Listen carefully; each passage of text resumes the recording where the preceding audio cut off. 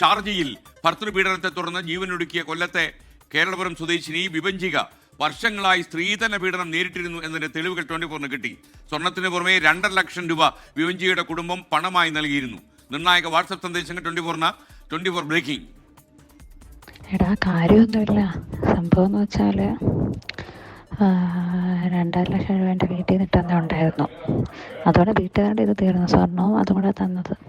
അപ്പോൾ എനിക്ക് education loan ഉണ്ടായിരുന്നല്ലോ, അതിന് 1.25 ലക്ഷം രൂപ ഇപ്പോൾ അടയ്ക്കണമായിരുന്നു. അപ്പം ഞാൻ പറഞ്ഞു ഓക്കെ അത് അടച്ചിട്ട്, കാരണം എനിക്ക് ജോലിയില്ല, അപ്പം പിന്നെ എനിക്കുള്ള മുതലിൽ നിന്ന് അടയ്ക്കാൻ പറ്റും. എനിക്ക് അവൻ്റെ നിന്നോ അവൻ്റെ അച്ഛനെ സമ്പാദിച്ചത് വാങ്ങിക്കാൻ പറ്റില്ലല്ലോ. അപ്പോൾ ഞാൻ പറഞ്ഞു ഓക്കെ അതിൽ നിന്ന് 1.25 അടച്ചിട്ട് ബാക്കി പൈസ നമുക്ക് ഫിക്സഡ് ഇടാം എന്നോ പറഞ്ഞതേ ഉള്ളൂ. അതിന് ഞാൻ എപ്പോഴും പറയില്ല ഞങ്ങൾ ചെറിയ വഴക്കുള്ളത് വലിച്ചു നീട്ടി വലുതാക്കാമെന്ന്.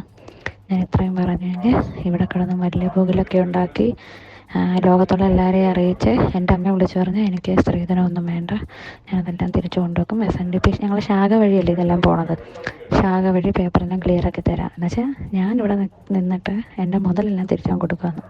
അങ്ങനെ നിൽക്കേണ്ട കാര്യമില്ലല്ലോ, അങ്ങനെ അന്തസ്സില്ലാതെ നിൽക്കേണ്ട കാര്യം എനിക്കില്ലല്ലോ. അങ്ങനെ ഞാൻ വീട്ടിലൊക്കെ വിളിച്ച് പറഞ്ഞ് ആകെ സീനായത്. ഞങ്ങൾ ഇടയ്ക്ക് മാത്രം നിൽക്കേണ്ട കാര്യം ഇവൻ തന്നെ ലോകത്തുള്ള എല്ലാവരെയും അറിയിക്കും. എന്നിട്ട് ഇവൻ കിടക്കുന്ന സോഫയിൽ ഞാൻ ബെഡിൽ, പുള്ളിയുടെ അച്ഛൻ ഇതെല്ലാം കണ്ടുകൊണ്ടിരിക്കുക.